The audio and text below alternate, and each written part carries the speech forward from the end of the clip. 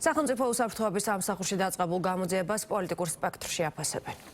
ეს არის დასტური იმის, რომ რეჟიმი კვლავ აგრძელებს რეპრესიების გზით სიარულს საზოგადოების დაშინების, საზოგადოების დაყოფის, დაპირისპირების, სიძულვილის და შიშის დანერგვის მიზნით, მაგრამ მათ ადგილას რაღაც მომენტში მაინც გავაცნობიერებდი, რომ ამ შიშის, სიძულვილის, დაყოფის და დაპირისპირების პოლიტიკამ არ იმუშავა. პოლიტიკური საკითხი არასაც თქვენ მეკითხებით, მაგრამ სუფში დაბარება არ შეიძლება პოლიტიკურ საკითხებზე. გამოძიების საგანი ის კი არ არის, ეს ხალხი რატომ ამბობს ამას, არამედ ეს უნივერსიტეტი მართლა თუ არსებობს, არის თუ არა ეს დანაშაულებრივი და სახელმწიფო უსაფრთხოების წინააღმდეგ.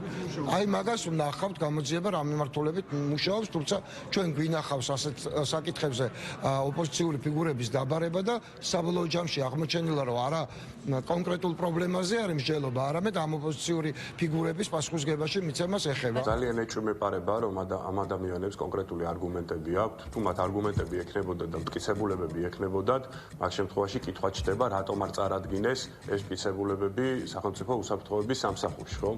ეს არის ჩვეულებრივი ჭორაობა და ძალიან გვაგონებს ეს ყველაფერი იმ მოვლენებს, რომელიც ვითარდებოდა რუსეთ-უკრაინის ომის დროს, როდესაც ზუსტად ეს აქტორები გვაბრალებდნენ, რომ თითქოს შავი ხვრელი ვიყავით რუსეთისთვის სანქციების გვერდის არიდებაში. ესენი არიან ქვეყნის მტრები, ეს არიან ადამიანები, რომლებსაც ურჩევნიათ, რომ ქვეყანაში არ იყოს მშვიდობა, ურჩევნიათ, რომ ქვეყანაში იყოს საომარი მოქმედება, იქიდან გამომდინარე, რომ მეტი უბედურება თუ მოხდება და რაც მეტი ქაოსი იქნება ქვეყანაში, ისინი ხედავენ რაღაც ალბათობას, რომ შეიძლება ამ შემთხვევაში, მხოლოდ ამ შემთხვევაში მოვიდნენ ხელისუფლებაში.